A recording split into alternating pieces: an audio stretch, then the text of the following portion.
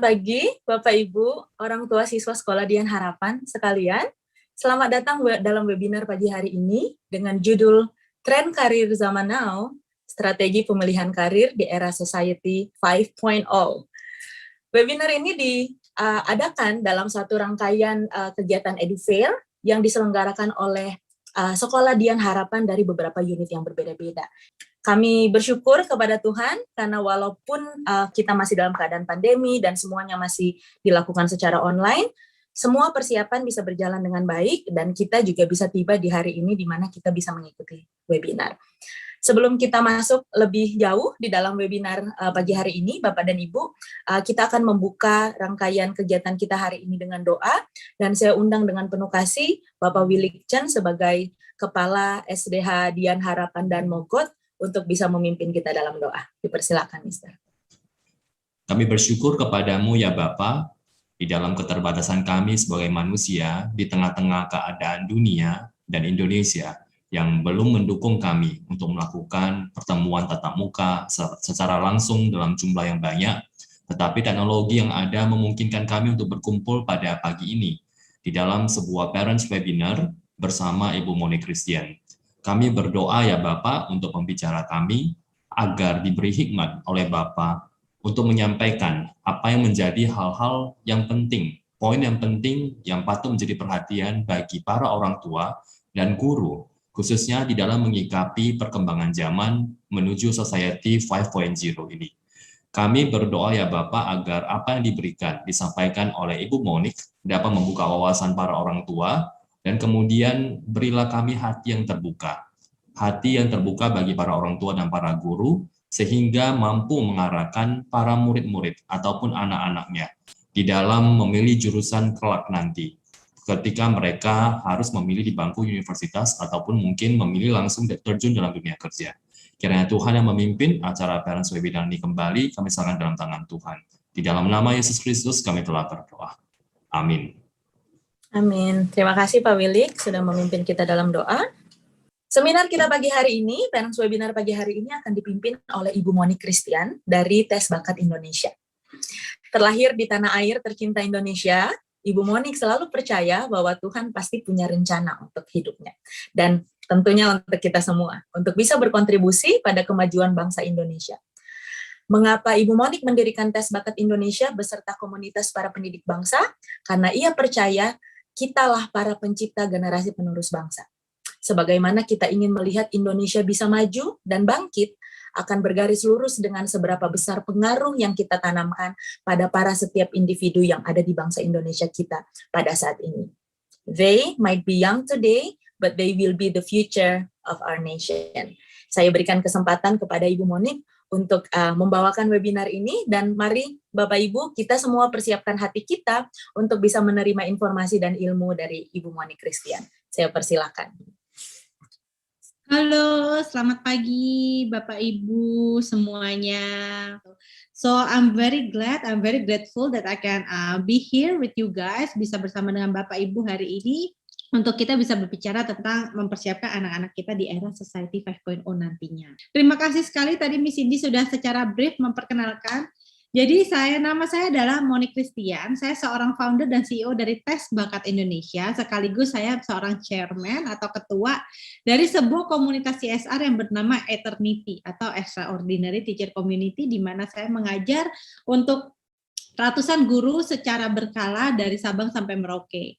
Nah, saya juga seorang penulis buku yang berjudul Anti Salah Jurusan, yang puji Tuhan sempat jadi bestseller di toko buku Gramedia beberapa waktu yang lalu.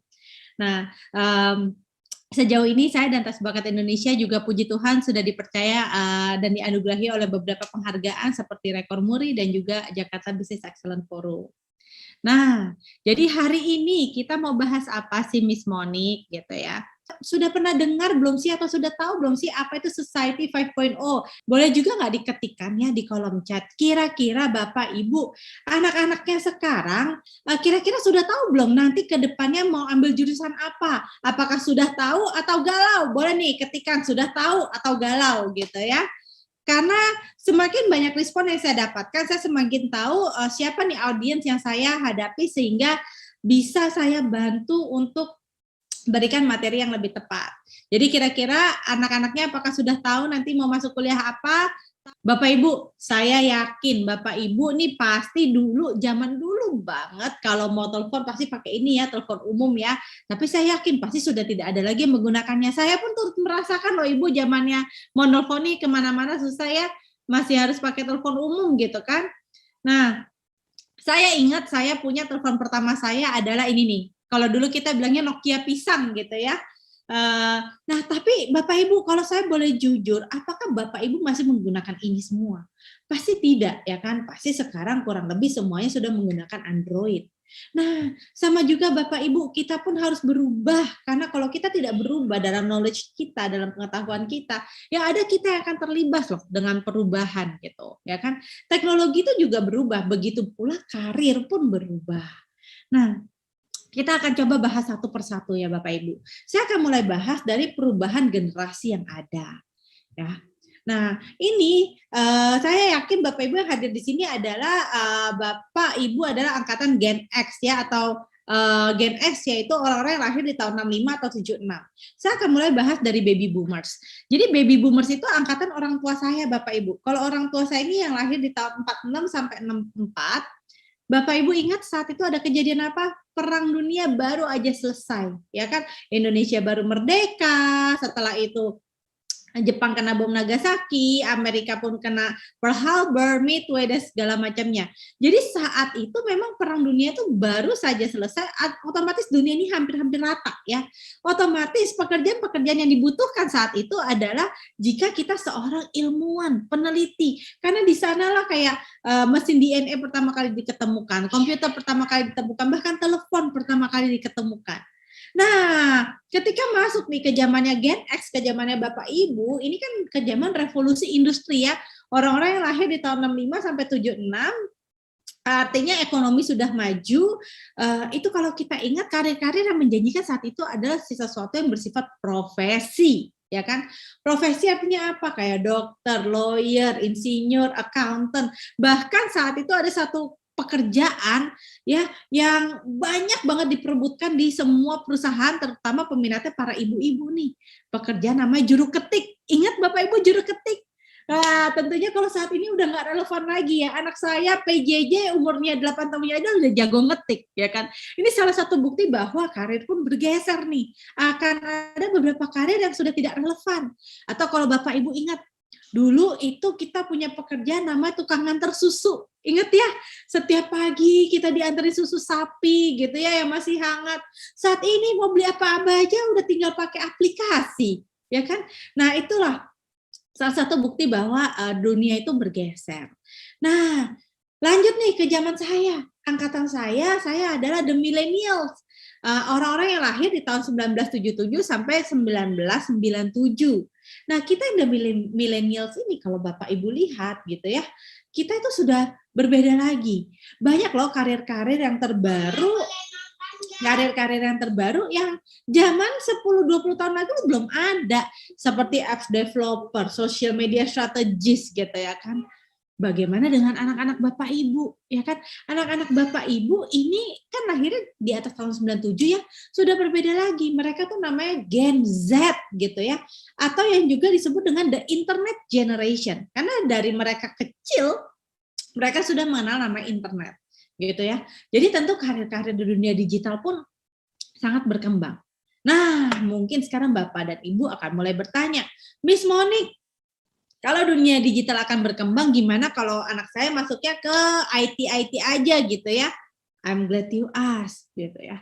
Saya senang Bapak Ibu bertanya. Masalahnya, Bapak Ibu sadar nggak sih kalau karir itu selalu bergeser? Bahkan ada sebuah survei yang menyatakan bahwa orang-orang yang bekerja saat ini, mereka bekerja di industri yang ketika mereka sekolah, industrinya aja belum terciptakan. Jadi sebenarnya tidak perlu takut dan khawatir, jangan hanya memasang matanya itu melihat opportunity semata, tetapi hari ini kita bersama-sama ya Bapak Ibu, mencari tahu apa sih tujuan Tuhan menciptakan anak Bapak Ibu, setuju ya? Kita bedah satu-satu. Nah, apa itu Society 5.0 gitu. Tadi ada yang bilang ke saya, oh ini pasti lebih canggih dibanding adiknya tuh si Industri 4.0 gitu ya. Nah jadi ini kita jangan sampai terbalik-balik ya. Revolusi industri dengan society itu berbeda ya. Jadi gini, saya akan jelaskan. Bedanya Society 5.0 dengan Society 4.0 adalah Society 4.0 adalah di mana sebuah komunitas yang menggunakan internet sebagai tempat pencarian informasi. Ingat nggak waktu zaman internet tuh baru ada, kita cuma pakai internet buat apa? Waktu itu pakai search engine ya kan untuk mencari informasi. Atau mungkin untuk ketik-ketikan email, untuk chatting. Ingat ya. Jadi internet itu kita buka Wikipedia, itu menggantikan kita cari ensiklopedia. Jadi untuk menggantikan perpustakaan, tapi ini kita taruh dalam bentuk internet. Nah, kalau Society 5.0 itu apa? Ini adalah sebuah komunitas di mana internet itu bukan saja dijadikan tempat untuk mencari informasi, tetapi sudah menjadi gaya hidup. Yang namanya teknologi udah menjadi bagian dari kita. Contohnya, sekarang Bapak Ibu, kalau mau transfer uang masih ke teller, sampai teller, ya kan? Pastinya banyak dari kita yang sudah menggunakan mobile banking. Bahkan sekarang ya, kita udah nggak perlu pergi ke bioskop, mau nonton tinggal pakai apa? Pakai Netflix, ya kan? Kita seminar nggak usah pergi jauh-jauh, pakai apa? Pakai Zoom. Jadi ini udah benar-benar jadian dari gaya hidup. Bapak Ibu juga tahu kalau sekarang kita sakit ya, contoh ada kawan saya, ayahnya sakit Parkinson, dia dipasangkan chips di otaknya, dokter itu bisa kontrol dari jarak jauh. Ya kan? Jadi yang namanya teknologi itu udah bukan jadi pusat pencarian informasi saja, tapi sudah menjadi bagian dari kehidupan kita yang tidak bisa terpisahkan. Ya. Nah, itu adalah Society 5.0. Nah, untuk menjelaskannya itu, saya mau kasih 2 buah cuplikan. Ini saya memang tidak bisa menemukan yang subtitle dalam bahasa Indonesia, tapi saya harap Bapak dan Ibu bisa memahami apa yang terjadi di video ini. Saya akan putarkan 2 video bagaimana di dalam kehidupan berteknologi akan ada 2 kubu orang. Di video ini ceritanya tuh ada 2 orang yang lagi mempresentasikan bagaimana teknologi itu mengubah kehidupan. Jadi tim yang pertama, cewek yang pertama itu dia cerita bagaimana dia mau mengkombinasikan AI dengan CCTV. Kalau CCTV kan kita bisa menangkap pelaku kejahatan setelah itu terjadi ya. Nah dia bilang kalau kita pakai teknologi, CCTV-nya itu bisa mengungkapkan beberapa kejadian-kejadian yang dianggap janggal, jadi sebelum kejahatan itu terjadi, itu bisa ditangkap duluan. Sedangkan wanita yang kedua bilang, saya mau bikin teknologi yang bisa membantu orang yang punya penglihatan yang tidak baik. Jadi mereka tetap bisa baca, mereka akan sangat terbantu karena bisa dikasih tahu nih di depan ada pohon, kamu belok ke kanan dan sebagainya. Itu adalah bagaimana teknologi itu bisa sangat membawa perubahan yang besar dalam kehidupan manusia. Tetapi tentunya ada kubu yang kedua nih Bapak Ibu kalau bicara tentang teknologi gitu ya. Sedangkan yang kedua, Bapak ini bilang gini, kalau kita tuh berubah terlalu cepat dengan nama inovasi dan teknologi, ini akan menyakiti banyak orang seperti contohnya saya yang nggak mau berubah gitu. Bagaimana cara aplikasinya kepada pendidikan anak gitu ya.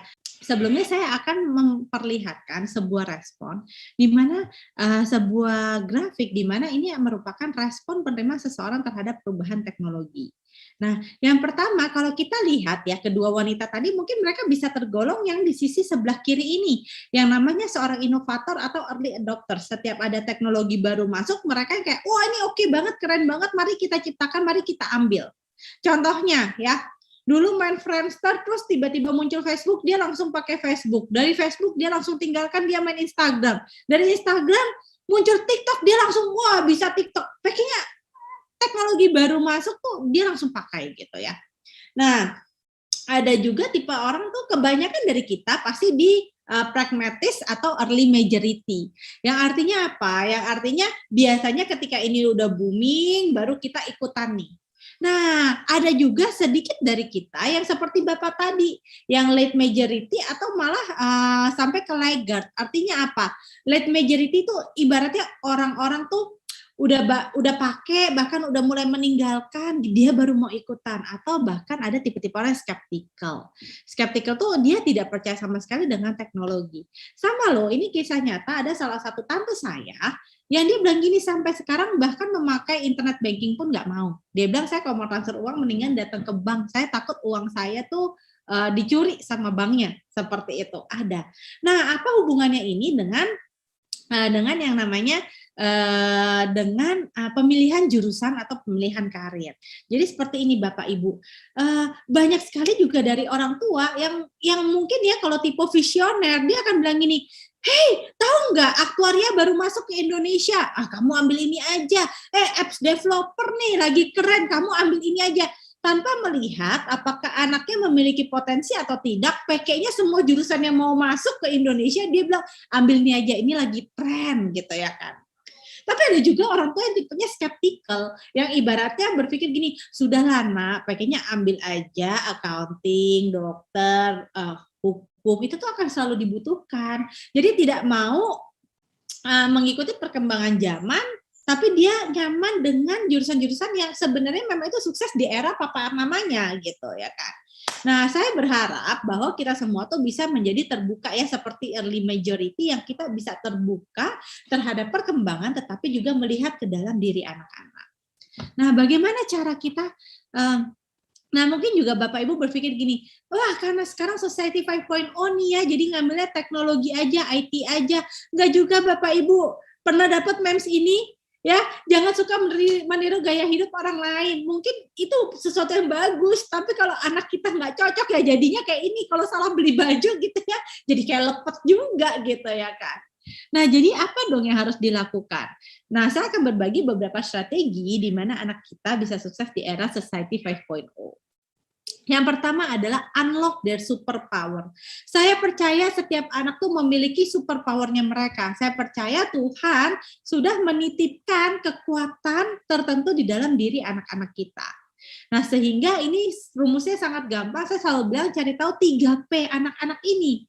P yang pertama adalah potential atau apa yang mereka bisa.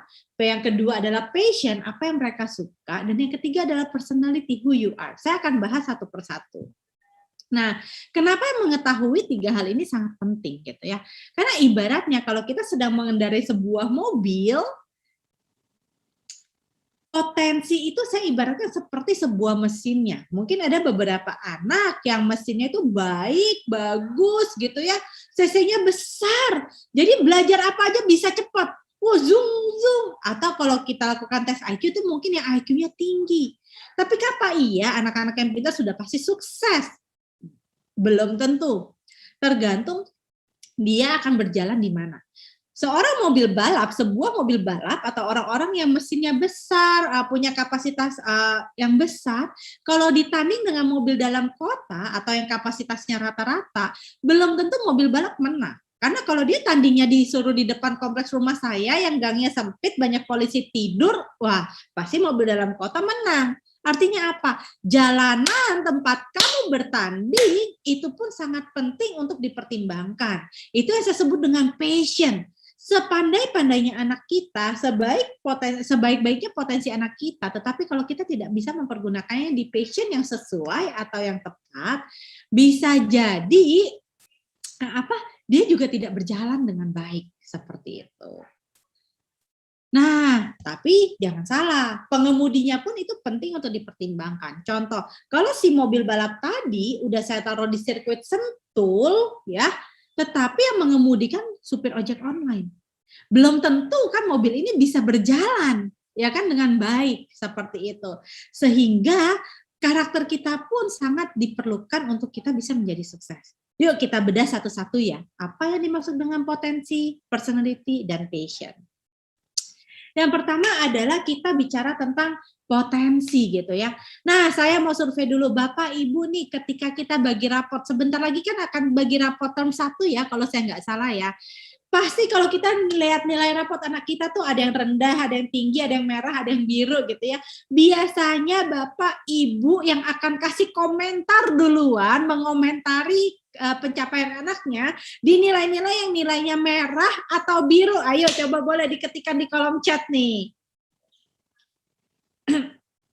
Kira-kira Bapak Ibu kalau terima rapot gitu ya, yang dikomentarin duluan yang mana nih? Yang biru atau yang merah? Baru ada satu orang nih yang menjawab yang biru. Sisanya kemana?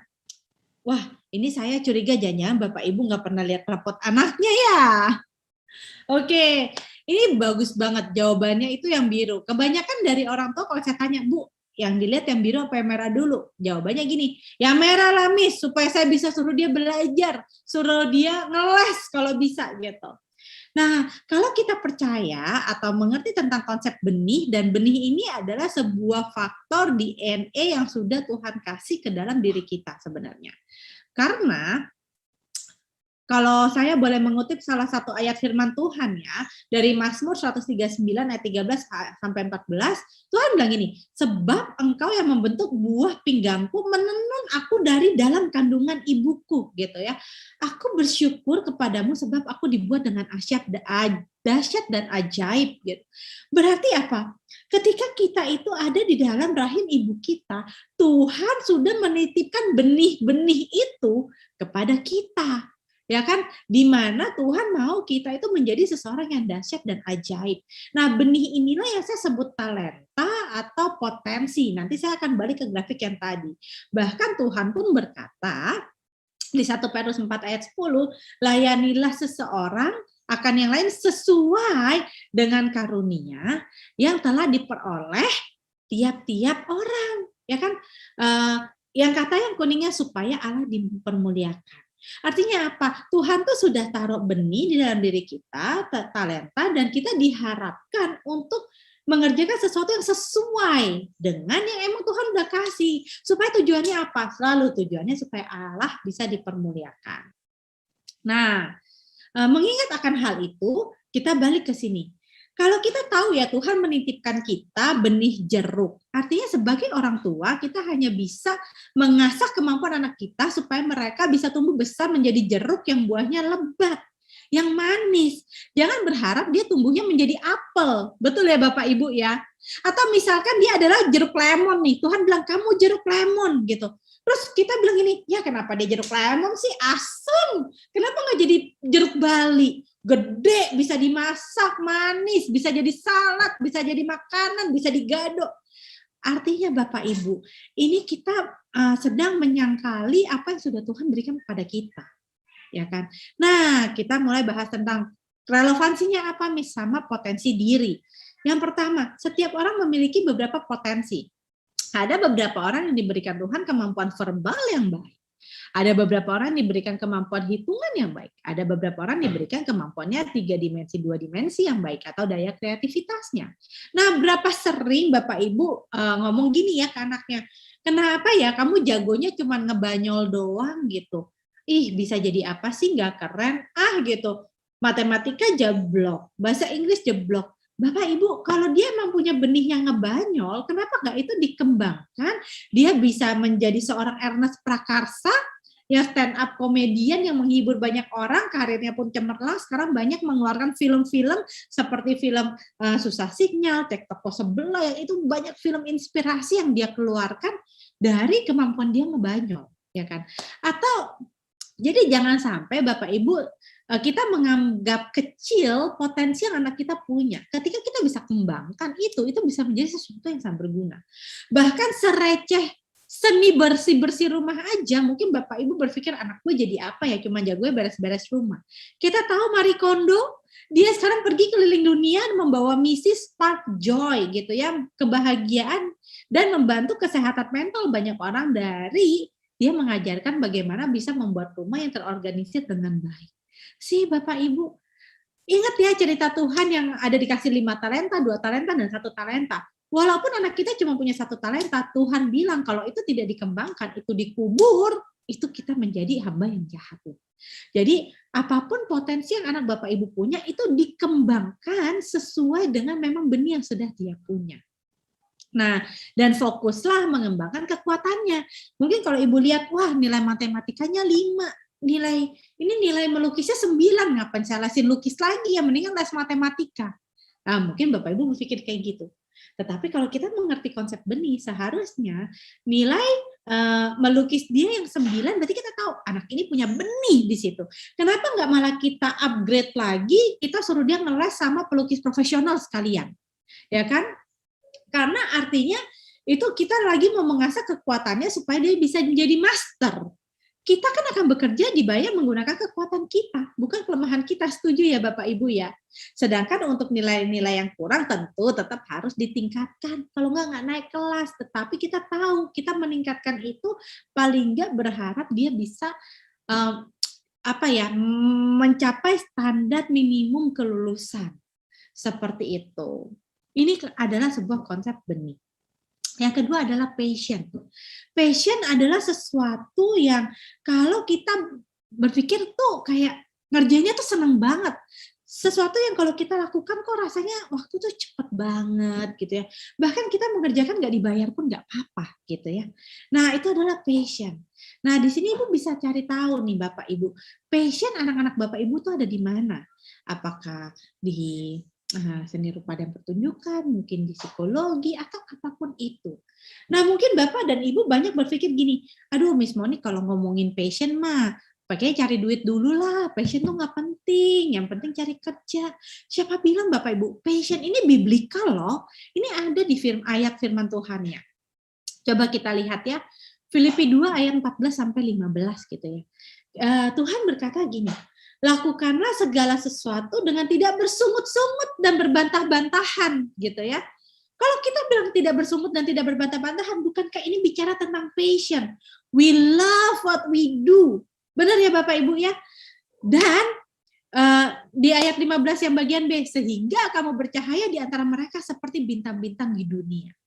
Ya, Bapak Ibu, saya bisa cerita ya, saya mendirikan Tes Bakat Indonesia berdasarkan passion saya. Jadi dulu ketika saya remaja, saya sangat ingin menjadi seorang psikolog, tapi orang tua saya tidak memberikan izin. Mereka berkata, hah, jadi psikolog, cuma dengerin orang curhat, siapa yang mau bayar? Akhirnya saya diminta ambil jurusan yang paling banyak lah anak Indonesia ambil. Akhirnya saya masuklah ke bisnis gitu ya.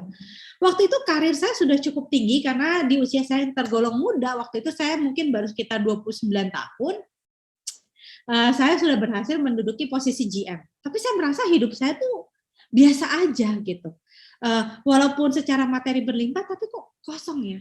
Akhirnya di saat itu saya memutuskan, oke, saya tetap mau mengejar passion saya, mimpi saya untuk bantu masyarakat di Indonesia bisa kenal sama tujuan hidup mereka.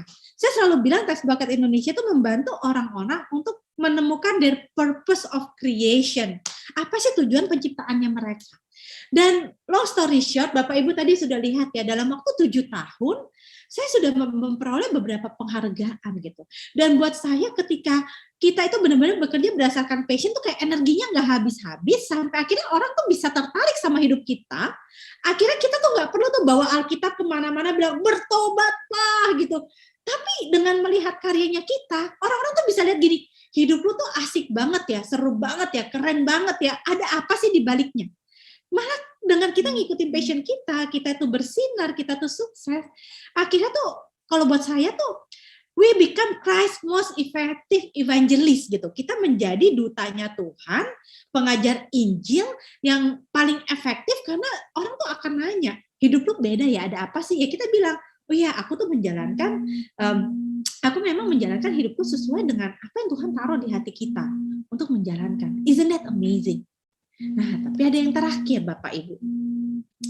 Yang terakhir ini adalah kita bicara tentang karakter ya, atau sikap kerja.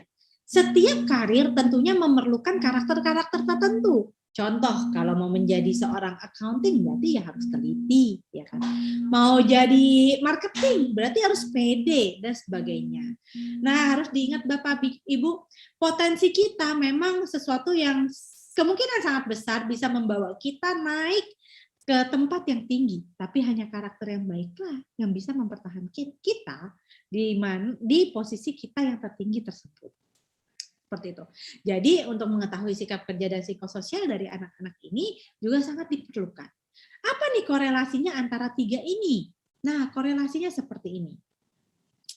Ini yang saya sebut kalau kita tahu 3-3-nya, ini yang saya sebut dengan kata strength atau kekuatan. Balik ke tadi ya, super power. Ini super powernya anak-anak kita.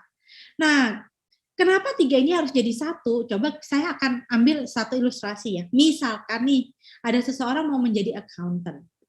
Nah, saat itu dia itu ibaratnya punya potensinya nih. Mungkin Bapak Ibu bilang gini, kamu itu kan jago hitung-hitungan ya, secara potensi jago ngitung.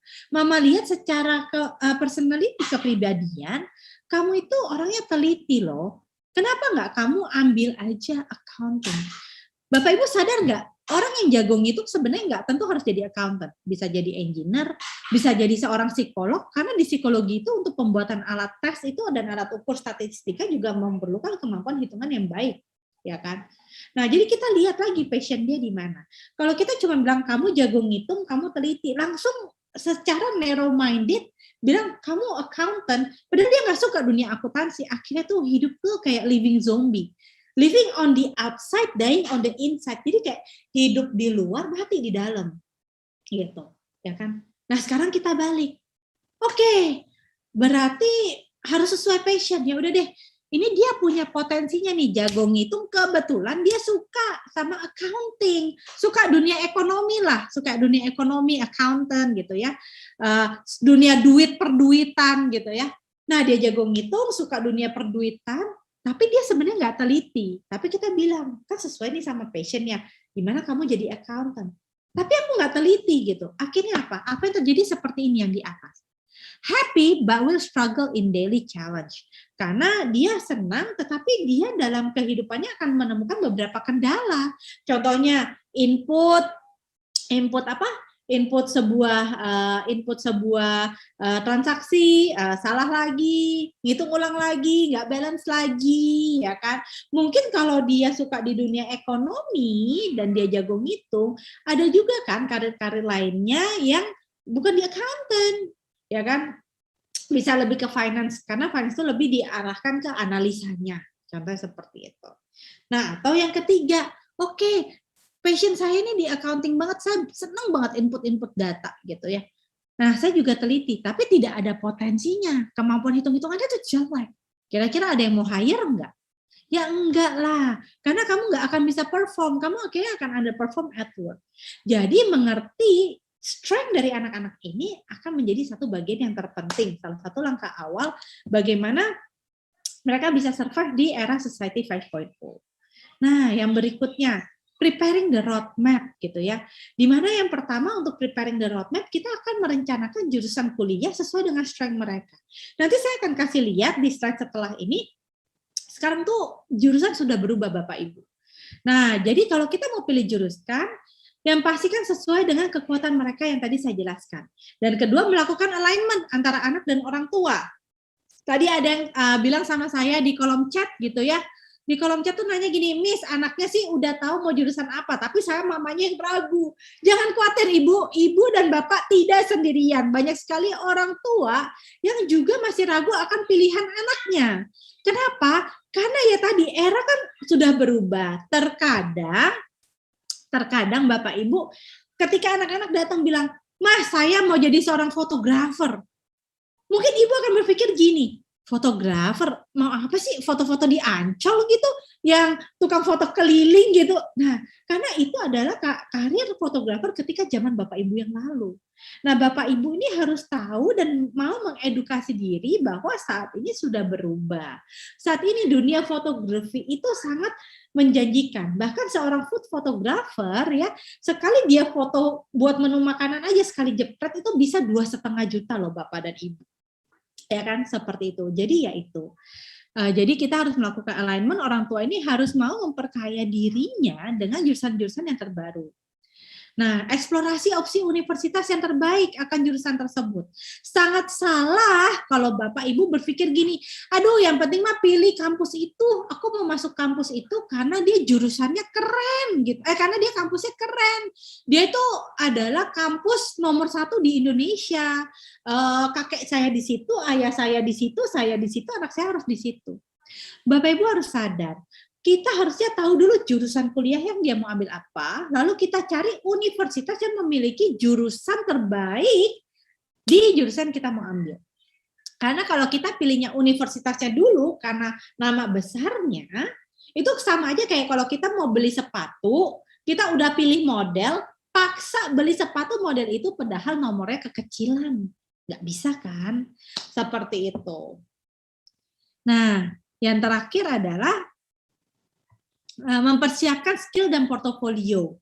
Karena saat ini Bapak Ibu, kalau saya boleh jujur, mungkin banyak dari Bapak Ibu yang masih berpikir gini, udah kamu masuk jurusan IPA aja, nanti kalau IPA tuh enak loh, bisa kemana aja. Nah sekarang tuh udah nggak kayak gitu Bapak Ibu. IPA udah bukan jurusan dewa ya, banyak jurusan-jurusan yang malah mewajibkan anak-anak tuh dari IPS, dia sudah harus punya portfolio. Misalkan mau masuk ke animasi atau sinematografi, itu biasa diminta anak-anak yang sudah ngambil kelas art di sekolahnya, sudah punya portofolio, desain-desain yang dia kumpulkan selama dia sekolah, seperti itu. Jadi pastikan lagi selalu update dengan apa saja yang dibutuhkan untuk masuk ke jurusan tersebut. Nah, Bapak Ibu sadar nggak? Sekarang tuh ada 1.800 majors di dunia ini, ya kan? Jadi sekarang tuh yang di mix and match bukan cuman baju, bukan cuman makanan, jurusan pun di mix and match. Nah, contohnya ada orang yang mungkin mau jadi dokter tetapi juga senang seni. Kalau zaman dulu, zamannya saya sekolah, itu saya harus memilih tuh, mau masuknya kedokteran atau seni. Kalau saat ini, udah enak banget Bapak Ibu, nggak usah pilih kedokteran atau seni, tetapi bisa langsung aja ambil namanya medical illustrator. Jadi nanti dia itu akan membuat banyak karya seni untuk dunia medis. Kalau Bapak Ibu suka nonton ya film-film kedokteran atau mungkin yang lagi ngikutin hospital playlist gitu ya, itu kan sekarang kita kalau mau ke pasien aja bisa kasih tunjuk ya softwarenya. Oh ini ya, nanti saya mau bedah, kamu punya jantung di sini, lalu saya mau pasang dari usus, saya tempel ke sini, itu kan semua gambarnya 3 dimensi. Seorang pelukis kalau tidak mengerti dunia kesehatannya pasti nggak bisa bikin itu. Makanya medical illustrator sekarang sangat dicari dan juga gajinya pun besarnya luar biasa. Yang kedua adalah kalau misalkan nih, aduh senang IT tapi senang desain, ambil aja animasi. Karena animasi merupakan desain yang menggunakan teknologi komputer. Nah, kalau suka masak tapi suka kimia, bisa loh namanya molecular gastronomy culinary, memasak menggunakan senyawa-senyawa kimia. Contohnya di mall-mall dulu banyak ya es krim nitrogen, ya kan? Dari nitrogen bikin jadi es krim. Nah, jadi untuk anak-anak bisa sukses di era Society 5.0 ini tentunya Bapak Ibu ya harus satu bisa mencari kekuatannya mereka. Nah, ini adalah satu ayat yang saya senang banget. Buat saya kalau anak itu mau atau passionate, mampu, punya potensinya, kepribadiannya mature atau personality-nya baik, dia bisa marvelous. Marvelous tuh kayak hebat gitu. Nah, firman Tuhan ini satu ayat terakhir yang saya akan bagikan. Tuhan berkata gini, seperti anak-anak panah di tangan pahlawan, demikianlah anak-anak pada masa muda. Bapak, Ibu, kalau kita bisa bayangkan anak-anak kita ini kayak anak panah, saya seneng banget ayat firman Tuhan ini karena ini juga saya terapkan ke anak-anak saya gitu ya. Anak panah itu sebenarnya semua bahan dasarnya sama. Apa itu? Kayu, betul ya? Sebuah kayu yang kita potong lalu kita asah.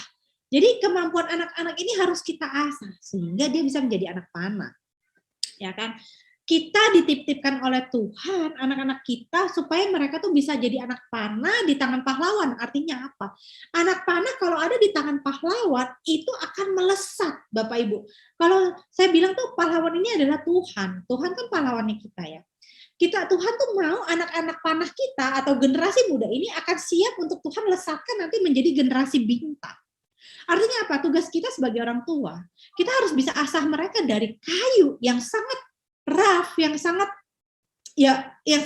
masih kasar itu, dia menjadi sesuatu yang runcing. Tetapi saya juga mau tanya Bapak Ibu, anak panah bisa melesat dengan hebat ketika diluncurkan, kalau sampai dia salah sasaran, yang salah anak panahnya atau yang ngekernya? Saya harus keker dulu nih, kanan, kiri, lepaskan.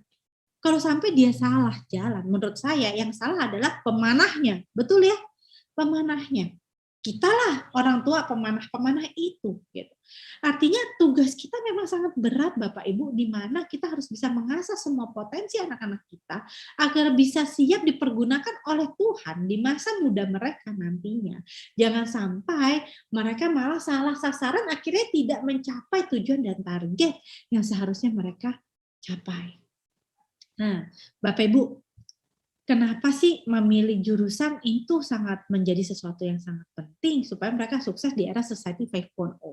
Karena kalau mereka itu akan menjadi orang yang biasa-biasa aja, mereka akan salah bersaing dengan teknologi nantinya.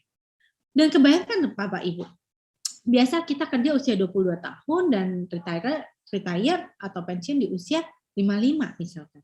Kebayang nggak sih kalau anak itu harus kerja selama 33 tahun, 12 bulan dalam setahun, 22 hari dalam sebulan, ya, belum lagi 8 jam dalam sehari.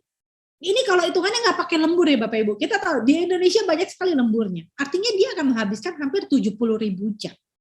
70.000 jam yang Tuhan percayakan kepada anak-anak ini, kira-kira kita mau bawa kemana? Buat saya kalau mereka akhirnya gagal untuk mengenali tujuan penciptaannya mereka, ya kan ya Bapak Ibu ya, artinya 70.000 jam ini mereka habiskan kayak sia-sia, mereka kayak buang kehidupan yang udah Tuhan kasih buat diri mereka. Jadi yang saya selalu tekankan, 70.000 jam ini yang akan kamu habiskan di hidup kamu mau investasikan hidup kamu untuk mencapai tujuan kehidupan yang Tuhan sudah siapkan, atau kamu mau buang hidup kamu secara sia-sia karena kamu akan menghidupi kehidupan orang lain yang kamu pun bahkan nggak happy dan kamu juga nggak sukses. Nah, jadi pilihannya selalu pasti ada di tangan orang tua dan anak-anak ini. Demikian dari saya. Terima kasih, waktu dan tempat saya kembalikan. Wah, terima kasih banyak Ibu Monik untuk pemaparan materinya yang sangat-sangat menarik buat saya yang mungkin pekerjaannya cukup dekat dengan siswa gitu ya. Saya pun belajar banyak sekali hal-hal yang baru. Jadi saya yakin orang tua yang ada di sini juga mendapatkan energi yang sama gitu ya. Satu hal yang mungkin buat saya diingatkan lagi gitu, bahwa memilih karir gitu ya untuk anak-anak kita ke depannya, bukan itu keputusan yang besar, dan itu tidak hanya sekedar menentukan nanti anak saya penghasilannya bisa berapa gitu ke depannya gitu ya Bu ya. Tapi lebih daripada itu, kita mau anak-anak kita mengerjakan sesuatu sesuai dengan tujuan yang sudah Tuhan tetapkan dalam kehidupan anak-anak kita. Terima kasih banyak Ibu Monik untuk pengingatnya hari ini. Bapak Ibu, kita akan masuk ke sesi pertanyaan selanjutnya. Saya sudah ada beberapa pertanyaan di tangan saya. Tapi kalau Bapak Ibu ingin bertanya lagi, mungkin yang udah tanya sebelumnya tapi mau tanya lagi, silakan menuliskan di kolom chat di Zoom. Kalau Bapak Ibu mengikuti lewat Zoom, silakan ketik di kolom chat, nanti pertanyaannya akan diberikan ke saya. Lalu atau bisa juga Bapak Ibu mengangkat tangan kalau mau bertanya secara langsung kepada Ibu Monik. Dan buat Bapak Ibu yang sekarang sedang mengikuti lewat YouTube, Bapak Ibu juga bisa mengetik pertanyaan lewat kolom live chat. Kita akan meminta Bapak Ibu untuk mengisi feedback tentang kegiatan kita hari ini. Nanti linknya juga akan dikirimkan di kolom chat. Bapak Ibu juga bisa sambil mengisi, sambil mempersiapkan pertanyaan. Nah, saya mau buka dengan pertanyaan ini, Ibu Monik. Mungkin ini juga pertanyaan yang saya yakin banyak orang tua miliki, cuman mungkin agak sungkan untuk tanya gitu. Yang pertama, Miss, gimana kalau minat dan bakat anak saya tuh beda gitu? Yang kelihatan tuh kayaknya bakatnya di A, tapi kok kayaknya kelihatannya dia minatnya bukan di situ, justru minatnya di hal yang lain. Apakah itu memungkinkan? Dan kalau misalnya memang iya, kira-kira apa yang perlu saya lakukan sebagai orang tua? Silakan Bu Monik. Oke, thank you banget nih pertanyaannya. Jadi pertanyaannya adalah kalau misalkan bakat dan minat anak nggak sama ya. Contoh paling gampang ya, pernah nggak ketemu orang yang ibaratnya ngerasa punya suara tuh yang bagus banget, tapi emang dia tuh nggak ada minat tuh mau terjun kerjanya tuh di dunia tarik suara, jadi penyanyi, jadi produser rekaman, pasti ada, ya kan? Kalau misalkan memang dia tuh punya satu bakat yang potensi yang tinggi dan dia tidak minati, ya itu mungkin bisa dijadikan hobi saja gitu kan. Atau terbalik, kalau dia punya satu minat di satu bidang tapi potensinya nggak ada, ya itu juga dijadikan hobi saja.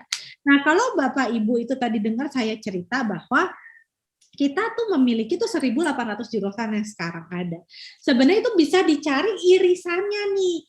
Secara kreatif kita memilih irisan yang menggabungkan bakat dan minat anak kita itu apa seperti itu, ya kan? Jadi tinggal dicari irisannya. Misalkan kayak tadi ya, saya pengen jadi psikolog gitu, tapi kemampuan komunikasi saya tuh nggak bagus. Artinya minatnya tuh pengen terjun di dunia psikologi, tapi bakat komunikasinya nggak ada. Gimana?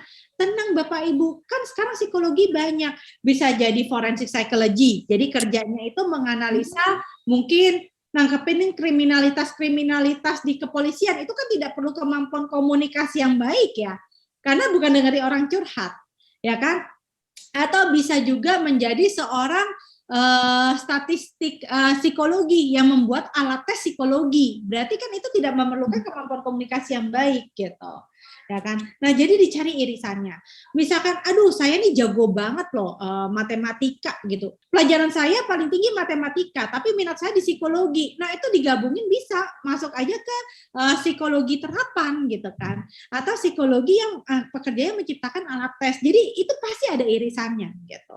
Aduh aku seneng banget nih dunia kedokteran gitu ya, tetapi daya ingat aku tuh rendah banget. Terus gimana? Kepikir nggak untuk masuknya manajemen rumah sakit? Jadi kamu nggak perlu jadi dokternya, karena kalau dokter pasti daya ingatnya harus tinggi ya, Miss ya, kan mengingat virus dan ribuan obat gitu ya kan. Nah, tetapi kalau manajemen rumah sakit berarti kan ya ibaratnya nanti kita bekerja tuh di manajemennya tapi tetap di bidang medis. Saya nggak pernah bilang bakat dan minat tuh bertolak belakang, tetapi kadang kita terlalu mengkotak-kotakan. Kalau anak jago matematika harusnya masuknya IT nih gitu, padahal dia nggak suka. Kalau anak jagonya ngomong masuknya nih di komunikasi nih, padahal dia maunya yang lain. Jadi jangan terlalu mengkotak-kotakan, tapi carilah irisannya, kira-kira bakat dan minat dia bisa dipakainya di mana.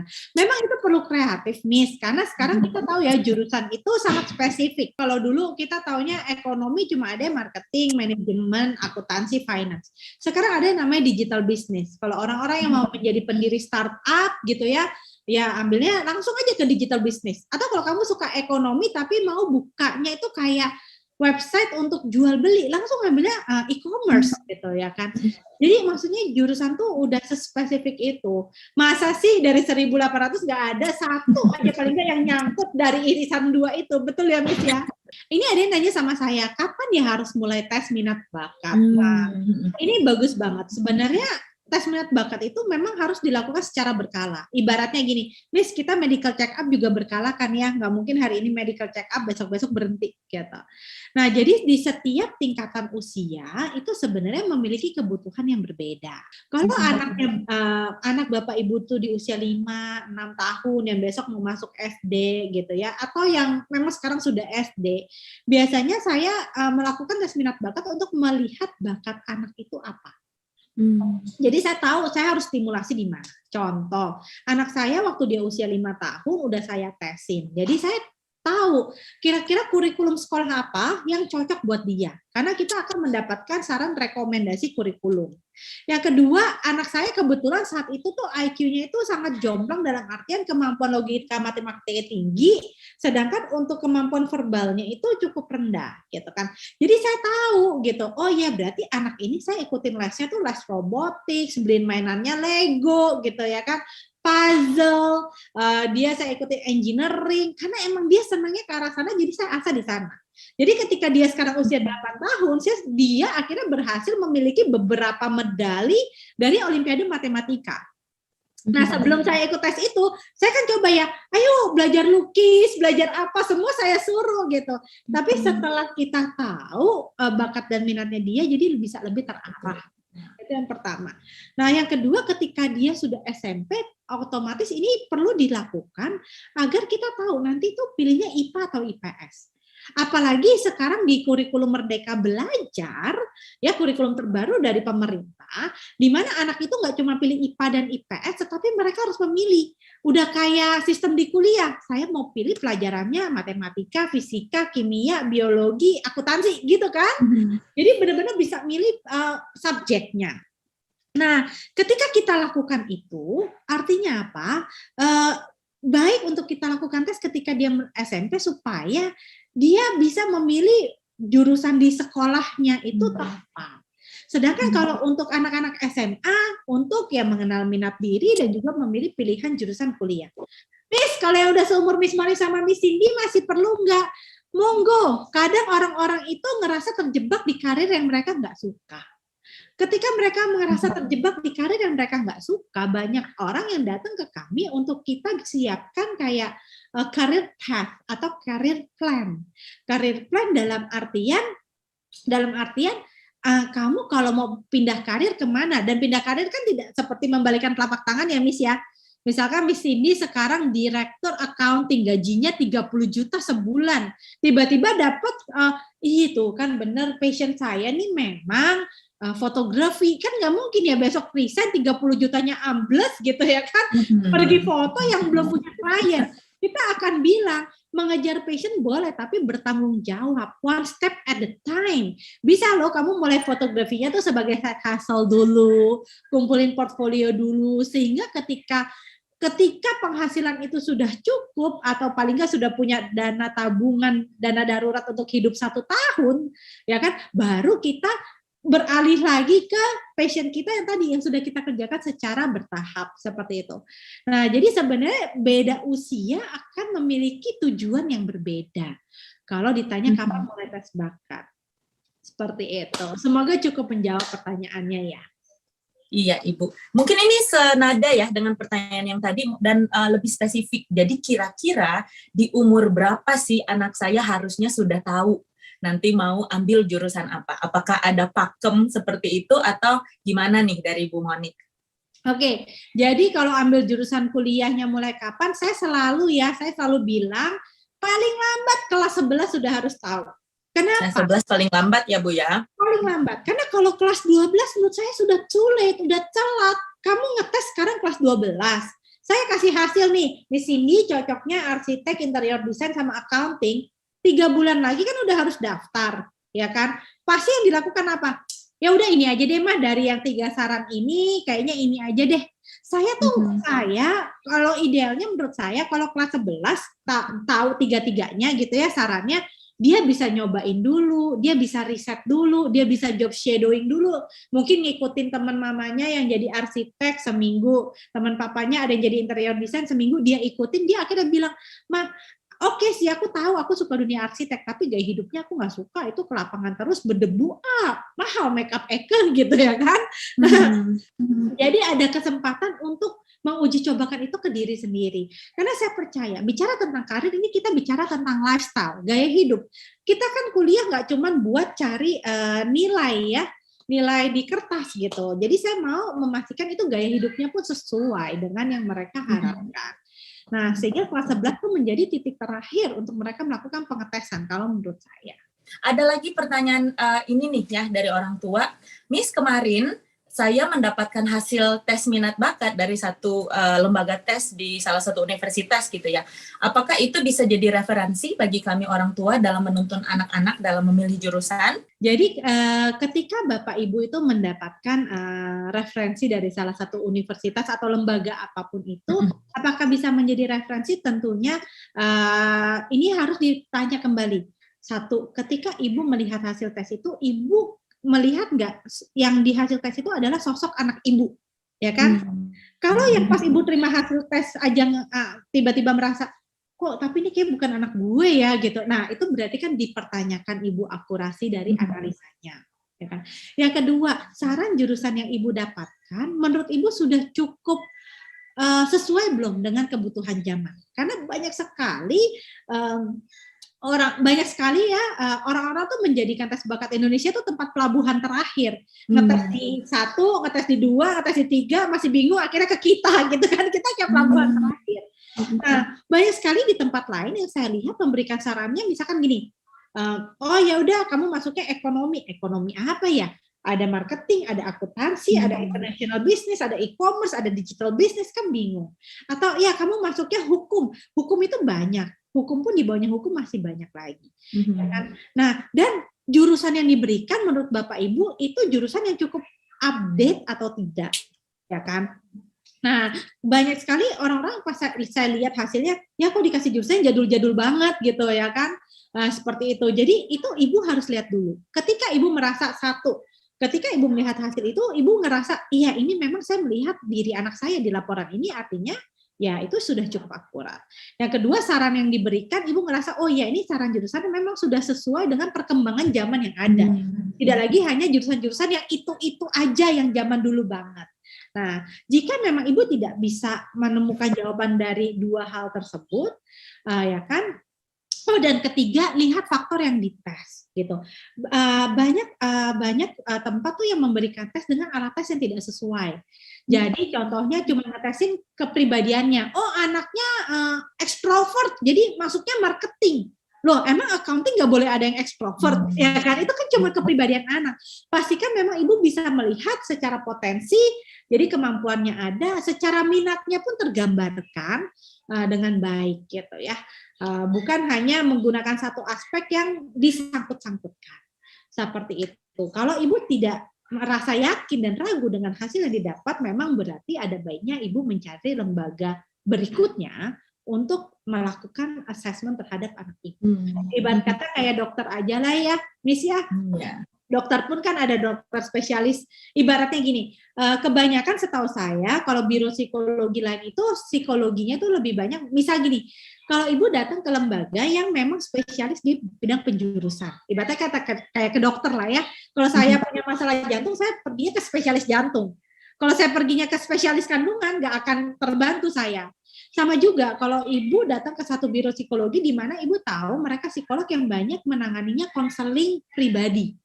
Ya, jadi mereka sangat baik dalam menangani kasus perceraian, depresi. Nah, kalau disodorin untuk penjurusan, otomatis pastinya mereka tidak punya pengetahuan yang segitu luasnya tentang jurusan-jurusan yang ada. Nah, seperti itu. Oke. Pertanyaan yang selanjutnya, Miss, apakah salah jika kita sebagai orang tua itu khawatir anak saya misalnya pilihnya jurusan X, tapi saya takut anak saya stres, ternyata jurusan tersebut nggak cocok sama anak saya tersebut. Gimana cara menemukan passion saya gitu ya kan, baik untuk anak maupun diri saya sendiri, dan juga akhirnya anak saya nggak salah jurusan kan ya Miss ya. Betul. Takut nih kalau anak saya nggak cocok. Nah, pertama-tama seperti tadi, cari tahu strength anak dulu. Caranya gimana? Beberapa cara. Pertama, saya yakin di SDH ini pasti ada school counselor. Betul ya? Pertama, bisa bicara dengan para school counselor. Mereka tuh kan mengamati perkembangan anak Bapak Ibu. Ya kan? Bisa cari tahu kalau misalkan ibu ngerasa ini kira-kira cocok nggak ya dia ambil jurusan ini dan segala macamnya. Lihat dari nilai-nilai rapot dia. Nilai-nilai rapot apa sih yang nilainya tinggi, ya kan? Yang nilainya tinggi kan artinya dia punya potensi di sana. Walaupun memang nilai rapot bukan menjadi patokan dasar. Contoh, banyak murid datang ke saya pas konseling, orang tuanya bingung. Hah, kemampuan hitung-hitungannya tinggi, tapi kok matematikanya do re mi fa sol, kesannya nggak nyambung, ya. Pas digali ternyata emang anaknya simply nggak suka sama gurunya, ya kan? Nggak bisa. Jadi memang nilai rapot bukan menjadi patokan yang paling akurat sebenarnya, tapi paling tidak bisa membantulah sedikit ya melihat nilai rapot. Melihat dia punya potensi yang di luar akademik itu apa? Apakah dia pernah menang lomba dance misalkan, suka terlibat di acara drama di sekolah atau dan di gereja. Dia itu jago banget kalau di sekolah ada acara dia bagian sponsorship, pencarian dana. Ya kan? Jadi dilihat deh kegiatan-kegiatan apa yang dia tuh jago banget yang di luar akademik. Bisa jadi itu kan dia punya potensi dan punya minat di situ. Yang ketiga tuh ngobrol dengan para expert. Seperti tadi ya, ketemu dengan school counselor atau para psikolog pendidikan. Tentunya cara yang paling gampang adalah melalui tes minat bakat. Karena gini, itu adalah kalau saya bilang cara curang gitu ya, ikut tes minat bakat itu cara curang. Karena cara paling mudah, cara paling cepat gitu kan. Karena cuma dites, ya kan kurang lebih 2 minggu hasilnya keluar, udah langsung dipilihin. Ya kan? Nah, itu adalah cara paling mudah, cara paling murah. Karena kalau tidak, Bapak Ibu artinya memang harus bayar harga dan waktu untuk mereka eksplorasi satu persatu. Misalkan Ibu cemplungin dia internship di sini, dia suka nggak suka, yuk kita pindah ke bidang berikutnya, ya kan? Kursusin hari ini kursus public speaking, nggak suka ya, gitu ya kan, udah 3 bulan kemudian pindah kursusnya coding gitu kan, nggak suka ya, cari terus sampai ketemu. Makanya saya bilang ikut tes minat bakat itu harusnya cara paling mudah dan cara paling cepat. Karena kalau anaknya sudah SMA, saya percaya anak ini sudah terstimulasi dengan baik gitu ya. Dia pasti sudah tahu kurang lebih sebenarnya apa yang dia minati dan tidak, hanya dia tidak sadar aja gitu kan. Nah, jadi kalau itu sudah dilakukan, apalagi ibu sudah melakukan tes minat bakat di lembaga yang menurut ibu kredibel, dan saran jurusannya balik ke pertanyaan sebelumnya, mencerminkan anak ibu mendapatkan gambaran yang spesifik dan sesuai dengan kebutuhan zaman, harusnya ibu tidak perlu takut lagi anaknya stres. Karena sudah dicocokkan secara potensi ada, secara minat ada, secara kepribadian pun ada. Nah, ini pertanyaan lebih praktikal nih, Bu. Anak saya senang bisnis online, tapi dia nggak suka pelajaran matematika. Sebaiknya ambil jurusan apa? Terus ada satu lagi nih ini, anak saya sukanya cuma jalan-jalan sama makan-makan aja, Miss, katanya. Ada nggak kira-kira suggestion gitu ya, jurusan apa yang kira-kira cocok dengan apa yang ditunjukkan oleh anak-anak ini? Oke, saya akan jawab nih. Ini saya senang banget, pertanyaannya menarik gitu ya.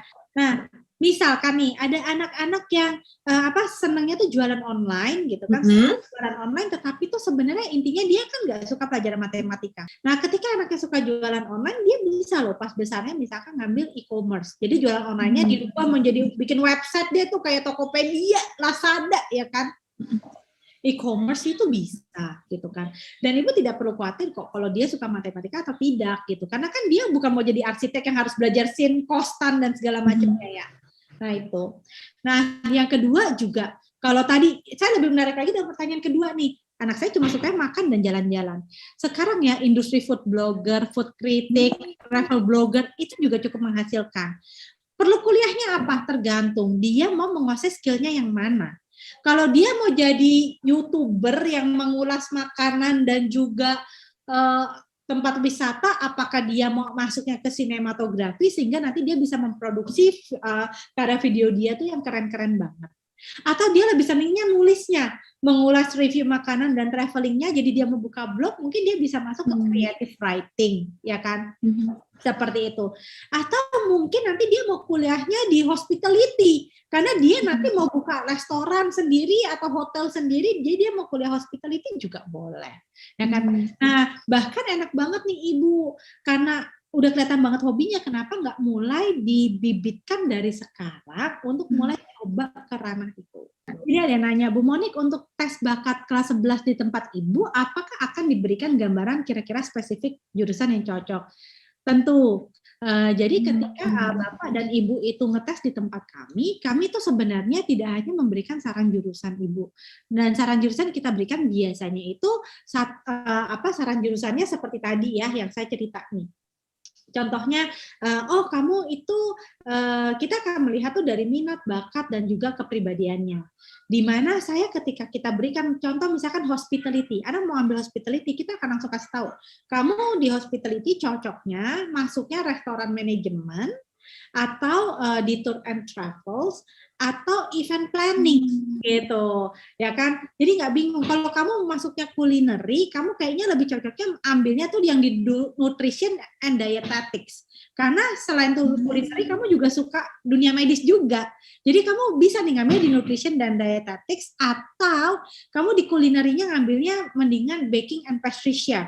Karena kamu juga suka seni dan desain nih. Kuliner apa yang pakai desain, ya kan? Ya kulinernya pasti baking and pastry. Jadi kita mau membantu anak-anak, terutama ketika mereka ada kesempatan untuk keluar negeri, mereka bisa mengambil sesuatu yang spesialis gitu. Nah, selain dari saran jurusan, sebenarnya kita juga membantu, aku tahu nih, banyak orang tua yang sama anak, kalau anak-anak remaja ya Miss ya, itu kan PR banget ya, hubungannya itu renggang gitu. Jadi kita juga bantu mereka dengan memberitahu, oh anak ibu tuh tipe DISC-nya itu seperti apa. Contoh, kalau anak ibu adalah tipe yang dominan, mereka tuh sangat logis. Ketika kita akan ajarin, ketika ibu memberitahu mereka, kamu kayaknya nggak boleh ketemu teman sekarang karena corona, gitu kan, dia kayak, what? Yeah, but I want it, gitu. Tapi kalau kita bisa berikan data logis, saya nggak mau kamu pergi karena saat ini di Jakarta yang vaksin baru segini, satu hari itu yang meninggal segini. Jadi pakai data mungkin dia akan lebih mendengar. Beda kalau dengan tipe anak yang intim, yang mainnya feeling. Ibu kasih dia data, dia ngerasa pengennya aku tetap mau pergi, Ma. Tapi mungkin harus disentuh emotionnya. Mama tuh nggak mau kamu pergi karena kan mama sayang banget sama kamu. Nanti kalau kamu kenapa-napa, mama gimana? Mama sedih. Jadi even ketika kita tuh tahu karakter anak kita akan bisa memiliki strategi yang lebih tepat ketika kita ngobrol sama mereka. Dan juga kita akan memberitahu love language anaknya apa. Berapa sering orang tua merasa saya tuh udah habis-habisan sayangin anak saya, tapi anak saya tetap nggak ngerasa dia disayang. Karena mungkin bahasa kasihnya beda. Bahasa kasihnya ibu mungkin adalah quality time gitu ya. Jadi saya tuh udah di rumah terus nemenin anak saya. Sedangkan bahasa kasih anaknya tuh sebenarnya adalah word of affirmation. Senangnya dipuji. Jadi ibu mau 24 jam nemenin dia, tapi nggak pernah bilang, mama bangga banget tuh sama kamu. Kok kamu kemarin nilainya 5, sekarang jadi 6 ya. Dia ngerasa, ya nggak matching. Jadi ibaratnya tuh love language-nya nggak matching. Padahal ketika kita orang tua melakukan hal ini, akan sangat mudah sekali kita menjadi a smart parents yang bangun strategi supaya kita bisa menangin hati anak-anak kita. Anak saya potensinya besar, belajar apapun relatif cepat nangkap. Lalu waktu dites dia bisa pilih IPA atau IPS juga. Tapi anak ini susah untuk disuruh belajar dengan tekun. Anaknya lebih suka main game online. Katanya mau jadi pro player game aja. Nah, gimana tuh Bu? Potensinya banyak gitu ya di bidang yang beda-beda, tapi minatnya tuh spesifik di sini. Nah, kira-kira apa nih yang perlu dilakukan dan jurusan apa yang kira-kira cocok? Oke, Ibu, sebenarnya ya kita tuh sebagai orang tua kan kita masih kodratnya lebih tinggi lah ibaratnya ya. Ibu tuh punya upper hand nih, punya keuntungan gitu ya. Gak apa-apa Ibu disupport anaknya suka main game, tetapi gimana cara kita konversi itu menjadi sesuatu yang produktif. Kita bisa lo kasih challenge gini, kamu suka main game, oke, Mama support nih, tapi kamu harus tahu, sebagai profesional game online itu bukan cuma main game doang. Mama mau tantang kamu, sekarang kamu buka ya, misalkan ke freelancers.com, itu ada yang namanya game reviewer, gitu ya, atau game analis, gitu ya. Mama mau lihat kamu kerja sebagai freelance game analis, kamu bisa main game sepuasnya kamu, tetapi ada tanggung jawabnya. Karena jadi gini Ibu, setiap perusahaan mau rilis satu game di market, mereka biasa tuh hire para gamer untuk main gamesnya, untuk kasih masukan. Rajanya kurang oke nih, dibunuhnya kegampangan, bikinnya kayak gini dong, kostumnya nggak enak, di bagian ini masih suka nge-lag. Kenapa nggak anak ibu kita kasih tanggung jawab? Yuk, kamu harus tahu kalau kamu bekerja nantinya sebagai gamer profesional pun itu ada targetnya, ada tanggung jawabnya, ada KPI-nya. Kamu coba aja sekarang dulu. Mau nggak kamu main game dengan dapat bayaran, tetapi ada target-target yang harus dikejar, ada deadline yang harus dikejar, kan seperti itu. Nah, terus kita juga kasih tahu, bisa loh anaknya dilesin coding, misalnya coding kan ada game developer atau game designers ya, di mana kita bilang kamu harus jago matematika, makanya kamu kencangin belajar matematikanya kamu gitu ya, sehingga coding gamean kamu nanti bisa jalan gitu. Anak saya udah kuliah ambil jurusan teknik. Apakah perlu tes minat dan bakat lagi untuk tahu bidang kerja apa yang cocok sama anak saya? Nah, itu ketika dia ngambil di teknik ini, dia ngerasa happy nggak Ibu? Kalau dia nggak ngerasa happy, ya saya sarankan untuk ambil tes. Bahkan banyak banget anak-anak yang udah semester 7, besok mau lulus malah ngetes di kita untuk pemilihan karir. Karena yang pertama, kalau dia nggak suka sama bidangnya dia, berarti dia salah jurusan. Saya sarankan untuk segera tes lagi, agar dia bisa either lanjut ambil S2 yang sesuai atau pilih karir di bidang yang sesuai. Tapi kalau emang dia sudah merasa suka dengan teknik juga nggak ada salahnya dia ngambil tes karir, karena karir dan jurusan kan berbeda. Contoh, kalau saya bilang, Miss Cindy kamu cocoknya kuliah hospitality atau travel and tourism, itu adalah jurusannya. Tapi karir kan berbeda. Di travel tourism itu ada ticketing officer-nya, ada tour guide-nya, ada event planning-nya, ya kan, ada selling-nya, kan berbeda. Kalau saya bilang lagi, Miss, kamu cocoknya ambilnya ini ya, nanti creative writing. Nah, kerjanya apa? Sebagai content creator, sebagai writer, sebagai script writer, itu kan berbeda. Jurusan ada 1.800, karir ada 42.000. Tes mana yang dibutuhkan? Apakah tes jurusan atau tes karir, tergantung posisi anaknya sekarang memang sudah nyaman dengan jurusan yang diambil, atau memang dia mau pindah jurusan juga untuk lanjut S2-nya atau ya karirnya. Anak saya introvert, sukanya di rumah saja, do chores, suka nonton film, imajinasinya jalan, suka baca, dan dia anak IPA. Lebih baik ke arah kemana? Terus selanjutnya ada yang tanya, menghitungnya jelek, tapi hafalan lumayan. Hanya sulit mengerti pelajaran hafalan saja, tapi anaknya rapi dan teratur. Kira-kira ada rekomendasi jurusan nggak? Terus selanjutnya anak ini sudah kelihatan bakatnya bidang seni. Lalu senang desain menggunakan aplikasi Canva, bikin card. Nah, kira-kira jurusan apa tuh yang sesuai dengan itu? Oke, saya akan coba jawab satu-satu ya. Kalau misalnya itu yang 2 pertanyaan pertama yang anak saya introvert, anak saya rapi, anak saya pintar hafalan gitu. Itu mau jurusan apa? Itu sebenarnya masih terlalu luas, sangat luas sekali. Jadi saya nggak bisa nih langsung bilang oh ya cocoknya ini. Karena kalau dibilang anak saya jago hafalan, kalau dokter juga harus banyak hafalan. Masalahnya dia suka nggak dunia kedokteran, ya kan? Nah, terus kalau dibilang anak saya rapi gitu, rapi itu kan kepribadiannya, ya kan? Seorang akuntan dibutuhkan kerapihan, tapi bukan berarti saya nggak bisa sukses menjadi seorang psikolog karena saya rapi gitu ya. Jadi balik lagi kita harus uji juga potensinya dia dan juga minatnya dia di bidang apa. Kalau dibilang oh ya anak saya ini sukanya seni, karena seperti itu pertanyaannya masuk sama dengan saya.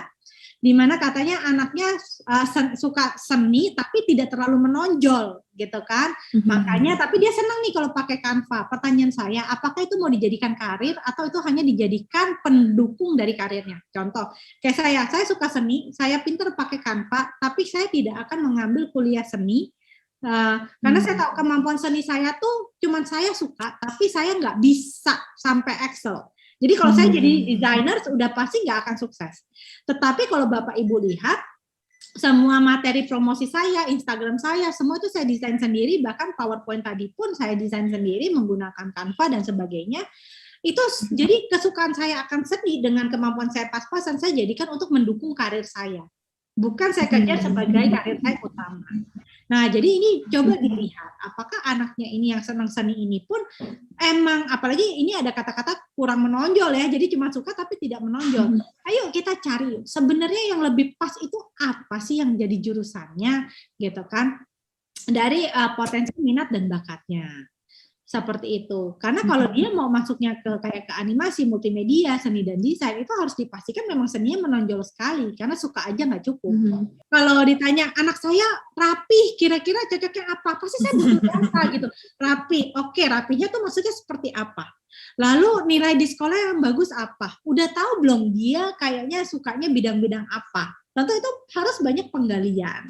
Miss, saya bisa search kemana ya? Apakah bisa di Google atau misalnya ada rekomendasi website? Lalu selain mencari informasi tentang 1.800 jurusan ini, ada hal-hal lain apa yang bisa saya lakukan sebagai orang tua untuk explore?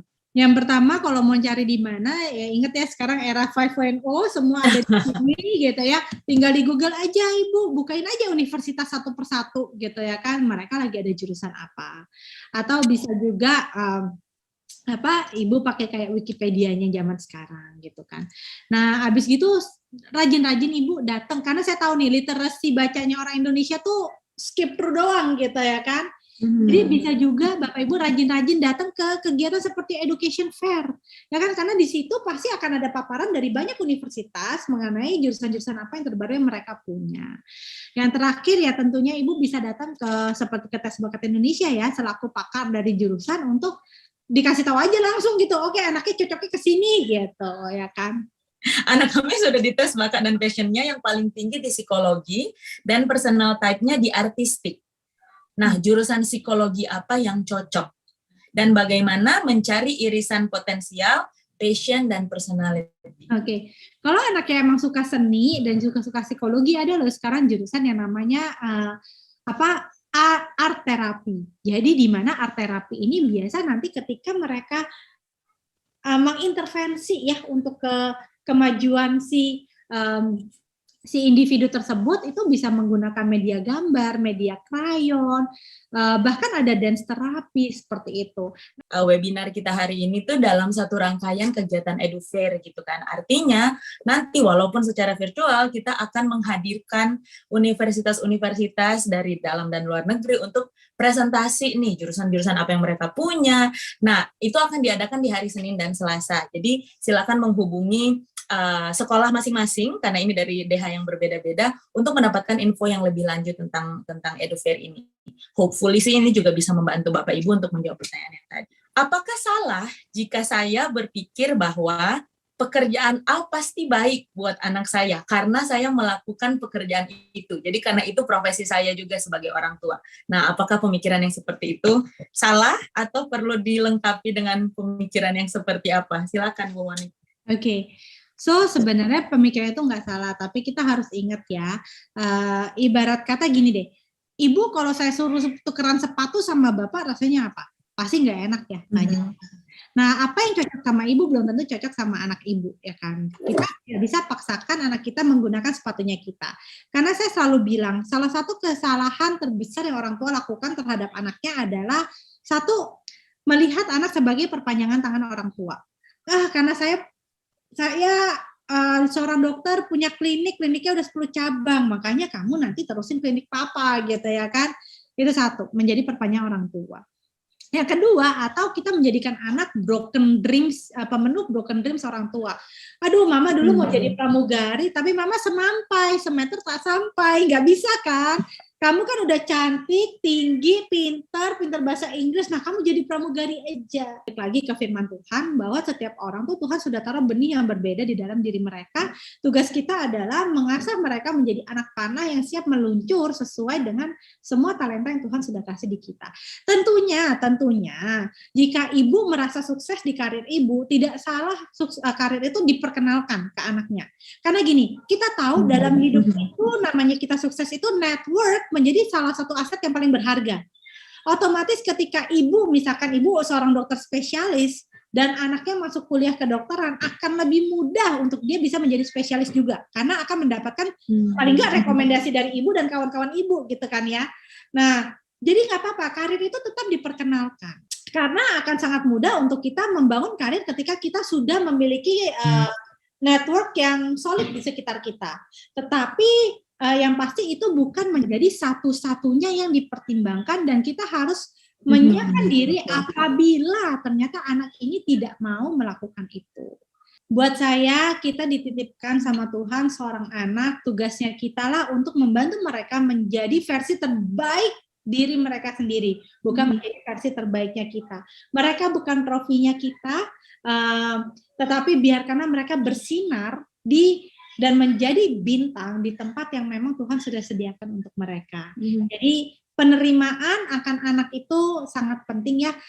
Mungkin buat kita ngerasa kok anak gue potensi atau passionnya kok kayaknya aneh banget atau receh banget. Percayalah ketika kita menghargai itu, kita menghargai ciptaan Tuhan, itulah saat-saat dimana kita bisa memberikan support terbesar untuk anak-anak kita untuk bersinar di caranya mereka sendiri. Bapak Ibu, kita sudah sampai di akhir acara. Sekali lagi saya sebagai mewakili sekolah Dian Harapan mengucapkan terima kasih kepada Ibu Moni untuk waktunya, untuk semangatnya yang begitu terlihat dalam cara Ibu menyampaikan materi-materi ini, dan saya juga berterima kasih kepada Bapak Ibu sekalian yang sudah berkenan untuk hadir dan belajar dari sesi kita hari ini. Sebagai pengumuman kembali saya menyampaikan bahwa Parents Webinar kita hari ini dilaksanakan dalam rangkaian EduFair. Artinya setelah ini kita masih akan ada kegiatan yang lain yang akan dimulai di hari Senin dan hari Selasa, di mana kita akan mengundang universitas-universitas secara virtual untuk memberikan presentasi kepada anak-anak kita. Nah, sebagai orang tua, Bapak Ibu juga bisa mengikuti kegiatan yang kita beri nama virtual booth. Jadi Bapak Ibu bisa mengunjungi booth-booth universitas-universitas, ada 27 universitas yang mendaftar secara virtual lewat website, dan di situ Bapak Ibu bisa mendapatkan banyak informasi tentang universitas tersebut, fakultas-fakultas apa, jurusan-jurusan apa, dan Bapak Ibu juga bisa berkomunikasi dengan perwakilan dari universitas tersebut kalau Bapak Ibu ada pertanyaan-pertanyaan yang lebih spesifik. Untuk informasi lebih lanjut boleh ditanyakan ke anak-anak Bapak Ibu karena pasti informasi yang sudah diberikan, atau bisa menghubungi pihak sekolah. Terima kasih Bapak Ibu sudah bisa melanjutkan aktivitas dan bisa meninggalkan ruangan Zoom ataupun YouTube. Tuhan memberkati kita semua.